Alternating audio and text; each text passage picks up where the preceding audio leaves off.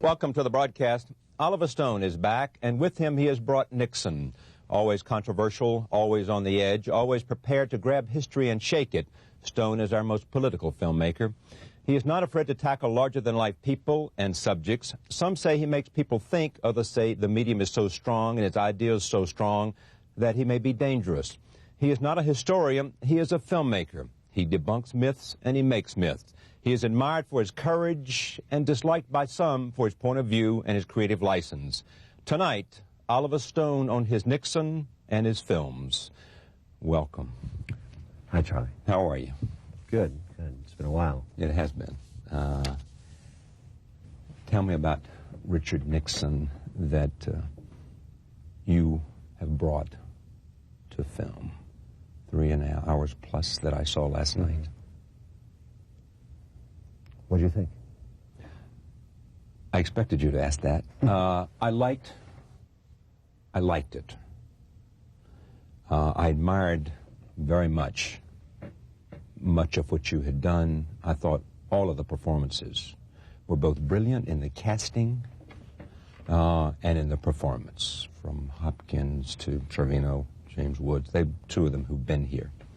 I would like to have seen, and it was intriguing to me to watch Richard Nixon, and I thought it was a slice of him. And I'm not troubled by some of what clearly you would be considered dramatic license, whether it's a scene on the bridge or whatever it is, doesn't trouble me. Here was a man that is intriguing to all of us who are political junkies, you and me, a dominant political figure of our time. I wanted to know more from this about what it was that made him great. There's a line in the film where he had an opportunity for greatness. I think you've forgotten who said it, What I saw was a man at the end of his time, essentially, with a glass in his hand and unraveling a lot.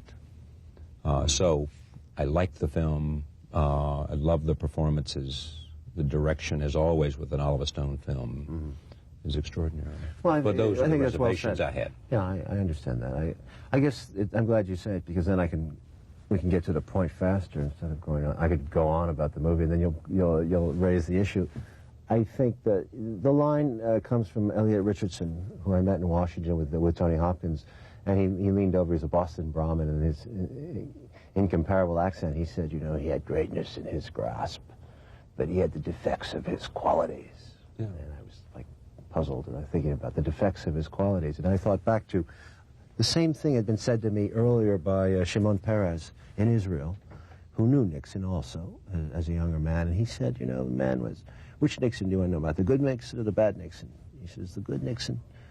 The very tools, the very weapons that he used to come from nowhere, from Wichita, California, and nobody, to rise to the very top of the American power structure, were the very weapons and tools that just destroyed him. It was, in a sense, the Greek irony, fate, anger, paranoia, the things that motivated him a large part of his life. Outside. And idealism.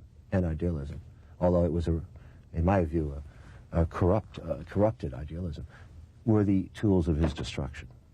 So in the concept of the movie, you're absolutely correct. We telescope back in time. The movie is basically structured around the last year of his presidency, and he is alone, he's isolated, he's in the Lincoln Room a lot of the time of the White House, and listening and living through his past, through the tapes. That was the concept of the movie. He has and is unraveling, absolutely. And in fact, we are historically correct. Most witnesses of that period point to a man who was unraveling. And some of that is reported in Final Days. Who was drinking on Final Days, Woodward and Bernstein, who was drinking, and who was also taking pills, by the way, and who went through a near-death situation with phlebitis. Major, almost near death, and apparently had to take medication to deal with it. And the medication would sometimes lead to slurring. But we don't ever suggest in the movie that he was out of control, ready to push the nuclear button, some kind of parody. No, the man was a very, actually moderate drinker, by all accounts, but 1 or 2 drinks, and especially in combination with pills, might easily set off a slurred reaction. But even in his drunken moments in the White House, very much a man in control. He uses, like my father did, drinking to relax himself from a very tense inner core. So the heights, the courage of the man, the greatness, all this is subject to debate. You could say he had greatness in his grasp. Yes, he had a vision of the world, and he explains it on the boat. I thought very succinctly, you know, we've got to hang in there in Vietnam. We're not going to lose this war. We're going to hang in Vietnam, and through that war, we're going to divide the Communist alliance. We're going to split China from Russia, and we're going to make separate deals with both. And I think that's a brilliant triangular diplomacy strategy. And I do believe he initiated it, not Henry Kissinger. And I believe he carried it out. China was a ringing success, and most people really underestimate the greatness of his move in Russia. He actually made SALT I treaty work. He had a great friendship, it seems, with Brezhnev, the premier, and was in the process of making SALT II. If Nixon had remained in office, it is my belief, in my opinion only, that we would have ended the Cold War in the second term, and that we would not have had Ronald Reagan and this huge military buildup we had in the 1980s. So that is the, in my mind, that is the greatness that I am referring to. But in his own life, where was the greatness? You know, we should talk about that. Where was the greatness in the Hiss trial? Where was the greatness in the Chequers speech? Where is the greatness in all these crises that are self-imposed? What did he actually do as vice president? You know, Richard Nixon to me was a man who was obsessed with greatness. He worshipped Churchill and de Gaulle and Adenauer, the big men from World War II, the Marshalls and the Eisenhowers. Worshipped them. He wanted to be them. But ultimately he failed at it. He did not succeed. He trained himself to be the best, to be the great. Where is it? You tell me. Where is the greatness in his dragging out the war for 4 years, in lying to the American people, in blemishing American institutions? When you looked at him, let me talk about the mechanics of the movie for a second. Hopkins. Why Tony Hopkins? Back to Nixon in a moment. Why Anthony Hopkins? He's just, I think Tony Hopkins, to be honest, is in a class by himself. Just as an incredible actor, first of all. I mean, everything he does is, to me, fascinating. But in the movie Remains of the Day, I saw a side of Hopkins that was isolated and sad, and certainly the repression of feelings. And I went right away to my father, because my father resembles Nixon in many ways, too. And I was thinking that Tony Hopkins is the closest actor I know who's above 50, who has some of those characteristics and mannerisms, that crankiness and kind of sourpuss irritation that Nixon always had. I love Hopkins's face. I think it's a map of a life that, of suffering. You know, the man has suffered greatly, too, in his own way. What did you see in Shadowlands? Warmth, emotions. That's not Nixon to me. But what I saw in that movie was the complement. In other words, Tony Hopkins is, to me, a fully complemented actor. He has all the range to play. He can play cold, he can play warm. And if you can warm up Nixon a little bit for the purposes of a movie, a drama, you know, to allow us to see into the eyes of Richard Nixon and to see into his soul, that's a far bigger step than the real Nixon allowed, you see. Nixon never photographed, never allowed himself to be. Do you remember the photographs of Nixon walking on the beach at, was it San Clemente? In a suit. In his suit and his, not even taking his shoes off. This is not a man who is geared to let you in. Hopkins is, and he allows you that, you know, it's really a privilege to I mean, Tony bears his soul, and Nixon never did, so that's one reason you go with a great actor. You believe that Nixon had a secret. No. Secrets. Secrets. What do you think they were? What is it that you think he was holding back? I think he was one of the most complicated individuals. I think that he was ridden with secrets, with repressed feelings. I think that his awkwardness, all the body gestures, and Tony can act this out far better than I, suggest a man who's uncomfortable in his own skin, who never accepts himself. There's a certain amount of self-loathing in there. No grace. No grace, self-loathing, maybe a feeling of inadequacy, or a sense of low self-esteem. You know, all through his life, everyone talks about this unease in private. He was a very good public speaker, I mean, moderately good, but he was more comfortable with a large crowd than he was in a private conversation. So in the movie, we have many ways of looking at Nixon. We have, obviously, Pat Nixon, we thought was the greatest in. And obviously we assume a lot because we don't know the conversations they had. But through that dramatic device, that character, Joan Allen, we at least understand that even the wife, after, what, 40 years, cannot find the secret in the man. And in the one scene in the movie, she accuses him of almost wanting that secret to be revealed in a public humiliation, because it's so much to keep in over a period of your life that, in a way, isn't Nixon this strange paradigm of somebody who hides, and then explodes and lets it out, you know? I was thinking about Jimmy Morrison, and he was shy too, but he exploded in Miami concert, you know, he bared himself. There's that need for public, almost humiliation in Nixon. It's a strange, you could write psychiatric history books of this man forever. But I maintain, and my co-writers and I, that he never, the wife hauled him in, nobody got in. Nobody got in, finally, to the black hole that was Richard Nixon. He remains like Cain did before him, an enigma. So secrets, yeah, you have tons of secrets. You got Cuba, you got the Bay of Pigs, we posit something off of that. But ultimately, what is the movie about? It's a man who keeps secrets, isn't it? It doesn't matter really what the secret is. It doesn't matter what the secrets are. It is a man that somehow is hiding something. Yeah, precisely. Take a look at this. This is a trailer from this film, but it gives you a sense, as we spend this hour with Oliver Stone, to take a look at a sense of this film and Hopkins and Sorvino and James Woods and others. Nixon, a film by Oliver Stone. Here it is. There it is, a trailer from Nixon, a film that's getting a lot of attention. If you don't believe people are talking about it, look at the cover of Newsweek magazine.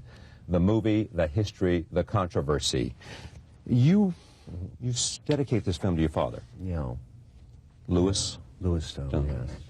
He was a stockbroker and a very good writer of economic issues on Wall Street, approximately 50 years. And he was somehow Nixonian to you, in a sense he liked Nixon, he admired Nixon? Yeah, very much so. And he was like Nixon in a way? In many ways, yes. I don't think he'd admit to that. I think that he was, you know, one of those Republicans, conservative, but not overly so. Was not a supporter of Goldwater. He basically, like Nixon, came from the Depression era, suffered under Franklin Roosevelt's regime, and felt that, you know, Roosevelt had been its disaster. So a lot of his republicanism was this anti-New Deal attitude that Nixon had after World War II, and they came back and they wanted another type of economy, so supported Eisenhower, and was actually given an award by Nixon, a citizenship type award. I forgot what it was. He went down to the White House. Yeah. He was, ultimately, when he got older in his life, he changed many of his opinions in the 1970s. Pentagon Papers and Watergate disgusted him, yeah, and influenced him. And he started to move away from that monolithic point of view that, you know, I'd grown up with. You were estranged from him for a long time. One day he came up to me, I'll never forget, he said, you know, Huck, I was wrong. Huckleberry, sometimes he called me, he said, I was wrong, you know. And he didn't say quite that way. He said, you know, what the hell? I mean, what difference does it make if they have missiles in Cuba? I mean, they can put a Russian submarine off of East Hampton. You know, it's 20 miles away. It doesn't really, you know, it seemed like the geopolitical aspect of it sort of sank in late in his life, that this nuclear war thing was an insane kind of ideology that had built up. As you know, many people are saying, some, not many, some are saying that, you know, that in a sense they see similarity between you and Nixon. And you, Charlie, what do you see? I'm sure you see. Well, before what I said, let me read you what the Washington Post said, you know, and tell me whether you agree with this. It said, among American filmmakers, by far the most Nixonian is Oliver Stone. Both are smart, ruthless battlers known for their willingness to play hardball. Both are fueled by a high-octane blend of ambition and idealism. Both are good soldiers willing to lead with their chin and self-improvers who read history for its lessons. Both feel an angry contempt for the Eastern establishment and have control, freak suspicion of the press that verges on hysteria. Both are longtime insiders who feel like unappreciated outsiders. One profound difference. Nixon didn't dare show his real self, your point. Stone is free to act out his most reckless impulsive. He wears his wildness like a diamond-studded Stetson. Who wrote that? Is that? That was in the Washington Post. I think John Connor, maybe. John Powers? John Powers. Oh, that's very well written. Like, very well written. Perhaps, yeah, I think it's very well written, and probably it's accurate. I think that I have the benefit having grown up in another generation, to express my feelings more openly than my father's generation did. I think that they sat on a lot of stuff. My father hardly even touched me physically, you know. It was very rare to get a kiss or a hug or even much encouragement. You know, or always sort of looking for approvals, much like Nixon with his own father and his mother. So it was the, you know, that I think we have the benefit of having seen our fathers' lives. Many of my generation are, you know, put it out there emotionally and try to let it out and as they, you know, not be the victim of the secret desires, but who knows? But it clearly shaped you, this relationship with your father. Of course, my mother too. You know, you mustn't slight her. I mean, we all are shaped by them.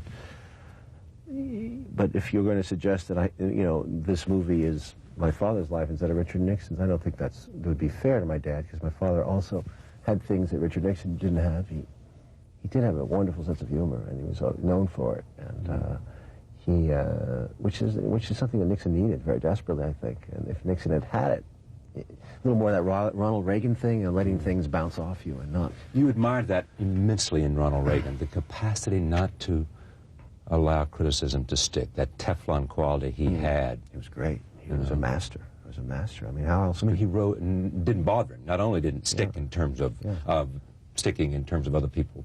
Yeah, he used it well. He used the concept of public relations. I mean, it was magnificent. It's the single, you know, the only president that lasted 2 terms, really, in this era, and basically carried out his mandate. A great president? Reagan. In that sense, great in achieving a goal that he set out to do. Great, the greatness of his actions, what he did, will have to be judged by, you know, that's a subjective call, because you may not like his social programs or his foreign programs. I don't particularly. But you have to judge his greatness within the context of his achievement, and he achieved. Richard Reeve wrote a piece about this in the New York Times. What did you think of that piece? I didn't care for it. He was on this program, and you saw him when he was on this program, because you reminded me of that. Followed by 3 critics, all of who liked your film. Oh, good. Well, you know that because you thought it balanced it out.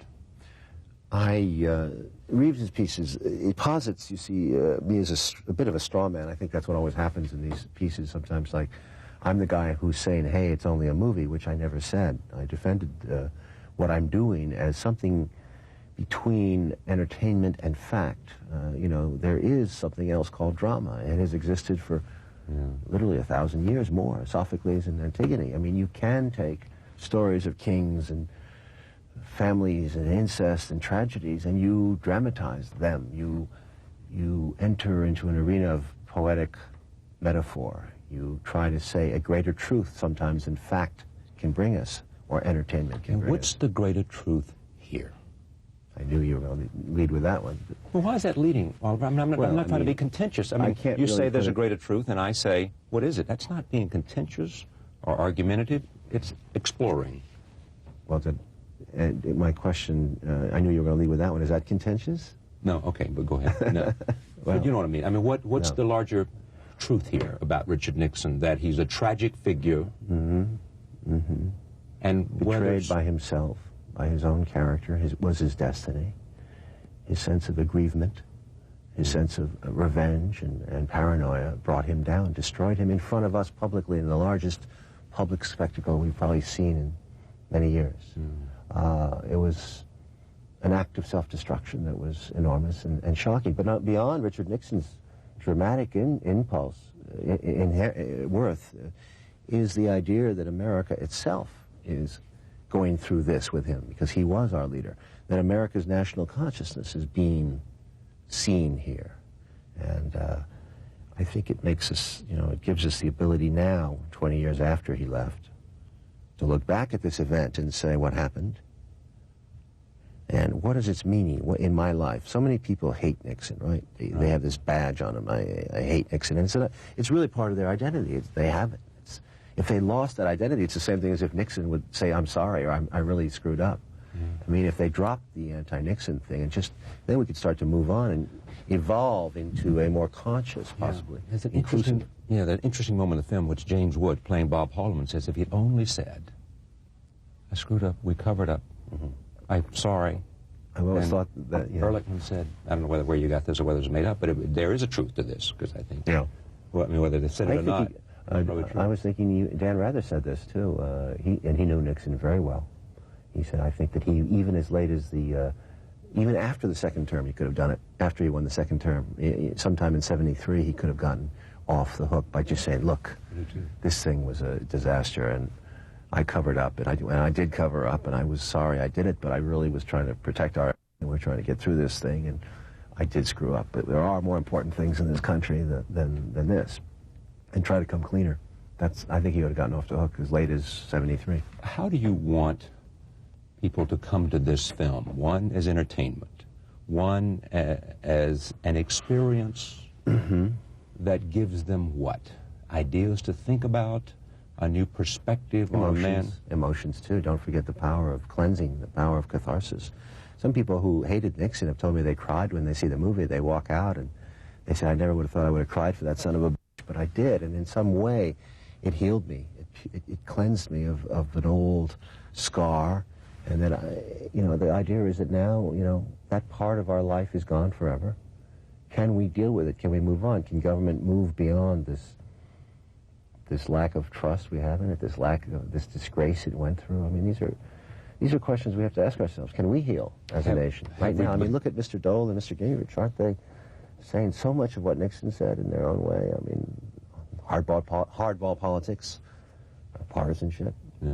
What about, reducing government, returning the money to the states, letting the states work it out?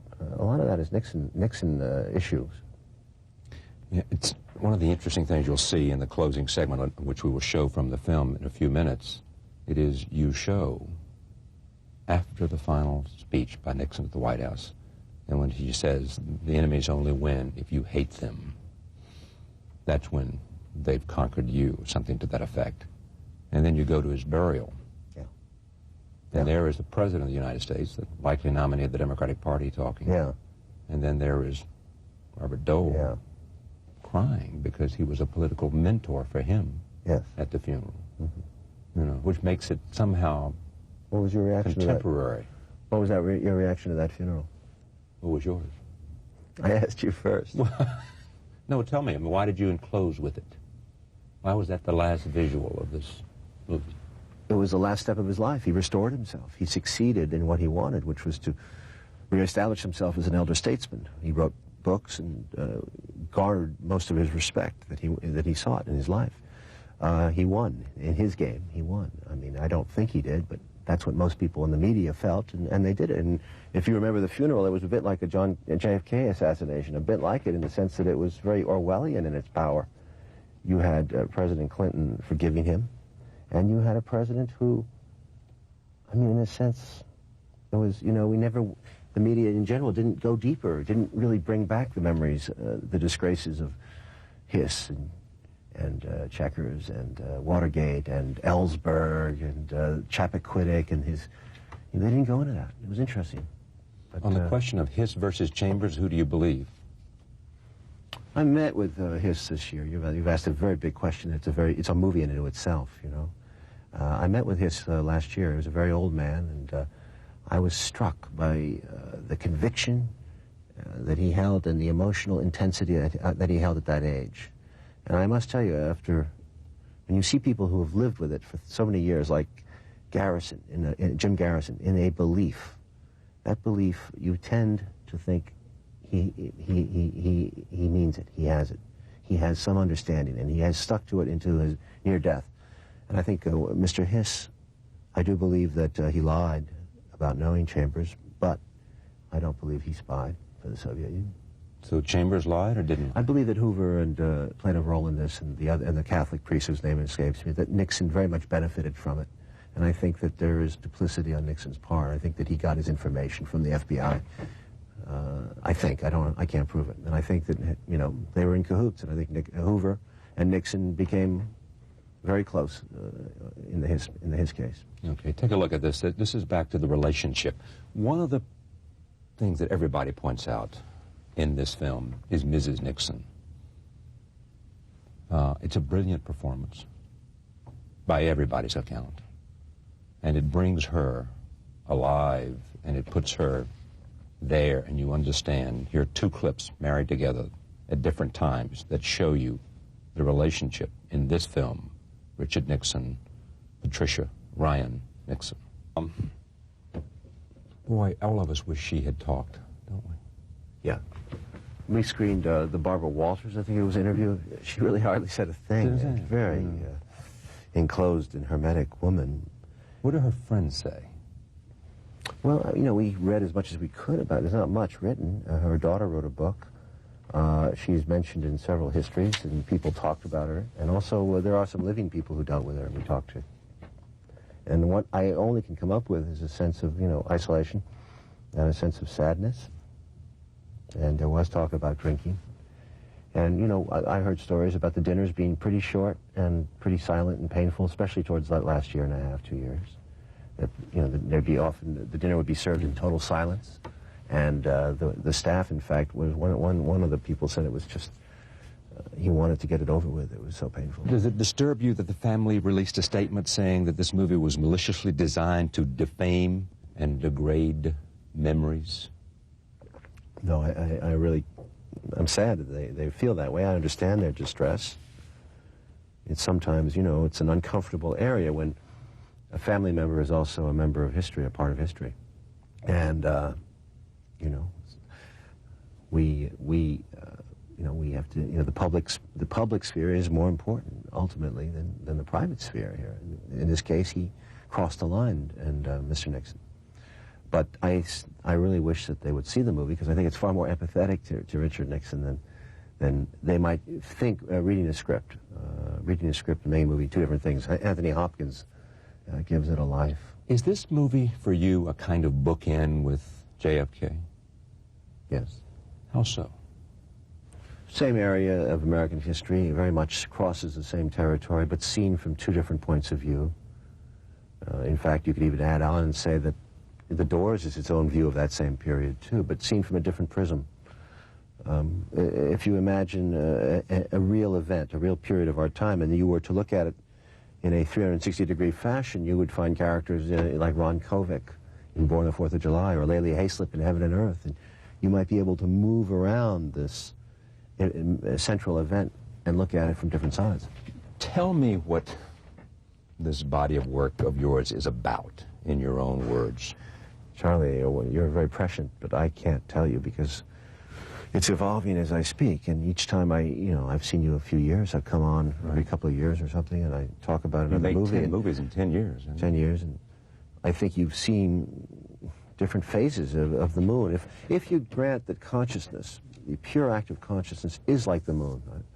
I have a place up in Colorado, and I just love to look at the moon. And sometimes it's full, sometimes it's half full, or it's just a slice, or it's not there. And sometimes our consciousness works that way. It's not like you move in a straight line to being a wiser person, but it's just it's sort of a revolving consciousness.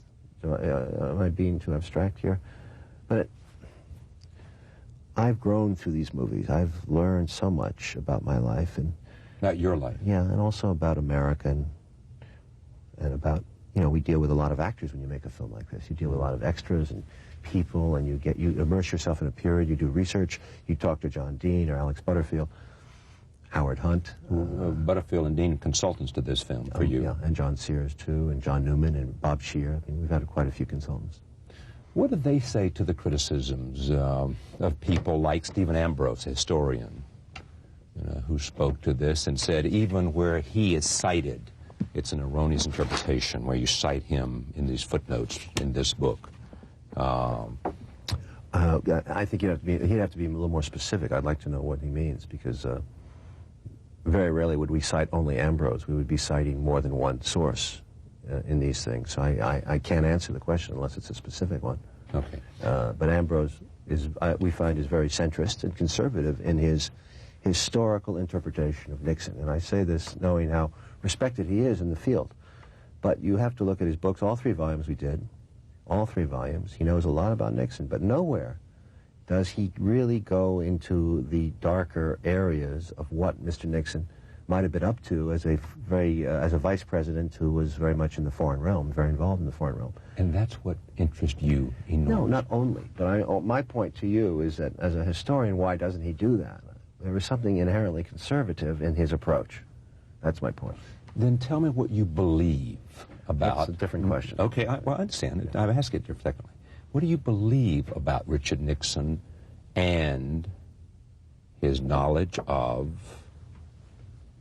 the assassination attempts by the CIA in cahoots with the mafia against Castro, and whether that led to the assassination of President Kennedy, and whether Nixon felt some grief, responsibility, not grief over the death, but grief over somehow he might have said... Good question. Good question, and you know, it's a tough, it's a long answer, and I want to be short as much as possible, but I do believe, and we show Nixon being very, very distraught by the assassination of John Kennedy, obviously not involved in any overt way, and knowing or sensing that something else, some force is running the country, dominating the country's leadership, that there's something in control, something almost demonic. He says at one point, looking into the fire, what's helping us? Abe Lincoln, he talks to Abe Lincoln. Is it God or is it death? Nixon had to be obsessed with death. Two of his younger brothers died. He loved those brothers, I believe, and I think their loss devastated him in life. And then the Kennedy brothers died. Jack Kennedy cleared the way in his own way for Nixon's ascendancy. And Robert Kennedy, if he had not died, I believe would have won the 1968 election. So death played a very important part in Richard Nixon's life. And you have Nixon saying, when Robert Kennedy lay dying on a hotel room kitchen floor, he knew at that moment he'd be president.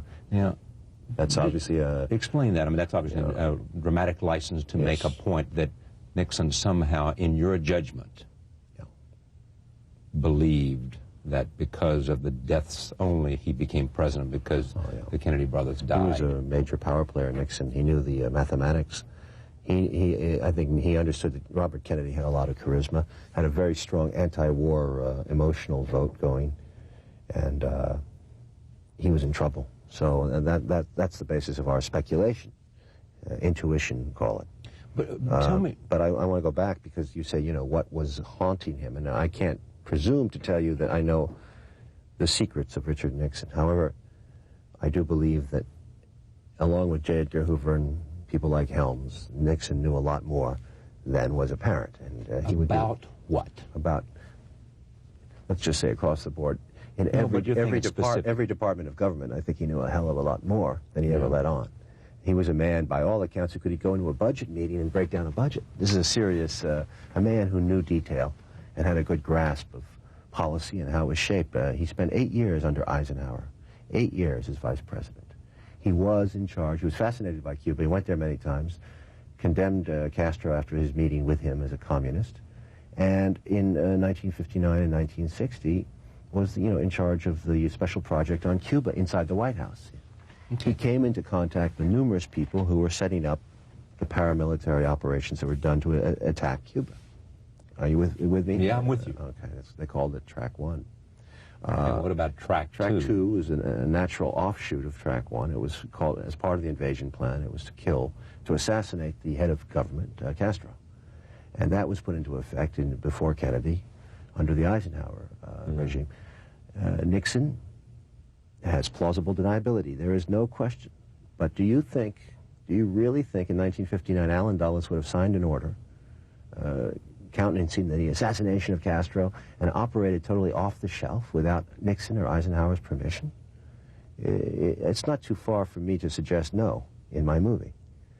Particularly as, several years later, when Nixon is president, he repeatedly mentions on the tape of June 20 and June 23 the concept of Cuba and the concept of the Bay of Pigs, the Bay of Pigs thing. This is after Hunt is arrested. Hunt goes back to his Cuban days. He knew Hunt through Cushman, who was his aide. We didn't know a lot of names. But the point is, as vice president, this man who traveled the whole world and knew Allen Dulles very well was not just an innocent. He had to be given plausible deniability by the CIA in this event. I mean, that was the way they functioned. Helms admitted as much in 1978 that they would never implicate a leader in something like this. Well, it is also said that, I've read this, I think this might have been in Newsweek, I don't know, but where I read this, that Helms hired a lawyer and that in a sense caused you to back off from making some... No, not at all. You've read that, though, have you not? No, that Helms had a lawyer and that you... I received a letter from Helms' lawyer, absolutely. I remember the letter. It was, you know, threatening and all that, but we received letters like that frequently. No, it was dealt with by an insurance company. It would have been easily put in a movie. I shot the scene. I cut the scene for length. It just because it was a good scene, but it ultimately didn't... What's the purpose of the scene with John Dean and Howard Hunter, who nobody, and John Dean would have told you this, never happened, on a bridge? What's the point of that scene, which people point to a lot? We're condensing material here. Right. I mean, you grant that Howard Hunt blackmailed the president successfully, and he was paid off. We know that. Yes, you grant that. I don't grant that, because, I mean, tell me how we know he blackmailed the president. Well, a lot of the Watergate tapes, the reasons that he was impeached was because he, Nixon, proved the payoffs to Hunt. You see. Right. So in these conversations, with these transcripts that finally came out to the public light, we have Nixon agreeing to pay off Hunt to keep his silence. So the payoffs were made. We know that. That's a fact. It was done. Dean handled the payoffs, but he did not meet directly with Hunt, but he handled them through third parties, such as Coulson. The question is, do you introduce a third party like Coulson so late in the film in order to make a payoff? So the objective reality of that is for you. But the objective reality is correct because Hunt got paid. He successfully blackmailed the White House. I took dramatic license to show the potential, the central problem of the issue was what John Dean would stay loyal to the president. That was the key turning point in his, Nixon would have gotten away with it unless John Dean had buckled. And something was bugging John Dean. It was the Hunt business. And we dealt with it on the bridge. This is, I think, back to Richard Reeves. Take a look at this tape, which is about some of the issues we were talking about. Here it is, Richard Reeves on this broadcast referred to earlier.